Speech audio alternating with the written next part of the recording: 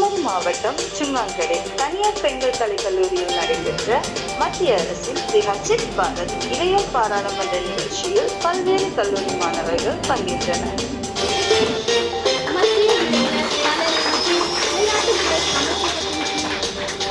நாடு முழுவதும் 257 மாவட்டங்களில் வளர்ச்சியடைந்த பாரதத்தின் இளையோர் பாராளுமன்றம் நிகழ்ச்சி நடைபெற்று வருகிறது. குறிப்பாக தமிழகத்தில் 38 மாவட்டங்களிலும் இந்த நிகழ்ச்சி நடைபெற்று வரும் நிலையில் அதன் ஒரு பகுதியாக கன்னியாகுமரி மாவட்டம் சுங்காங்கடை பகுதியில் செயல்பட்டு வரும் ஸ்ரீ ஐயப்பா மகளிர் கலைக்கல்லூரியில் வளர்ச்சியடைந்த பாரதத்தின் இளையோர் பாராளுமன்றம் நிகழ்ச்சி நடைபெற்றது.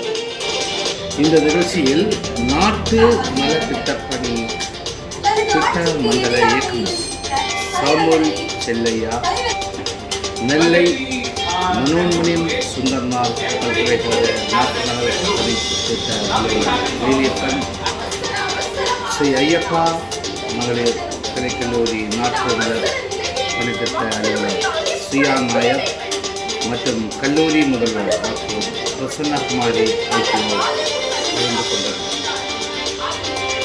இறுதியாக வெற்றி பெற்ற 5 மாணவர்களுக்கு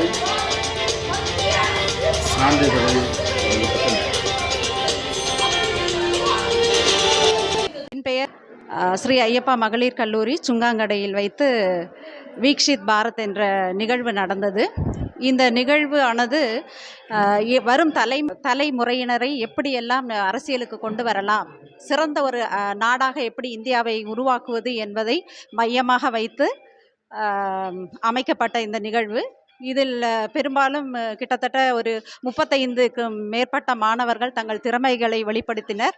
காலை 10 மணி முதல் மாலை 4 மணி வரையிலான நடந்த இந்த நிகழ்வில் கிட்டத்தட்ட 5க்கும் மேற்பட்ட மாணவிகள் தேர்ந்தெடுக்கப்பட்டு கன்னியாகுமரி மாவட்டத்திலிருந்து தேர்ந்தெடுக்கப்பட்டு மாநில அளவிலான வீக்ஷித் பாரத் போட்டியில் கலந்து கொள்ள உள்ளனர்.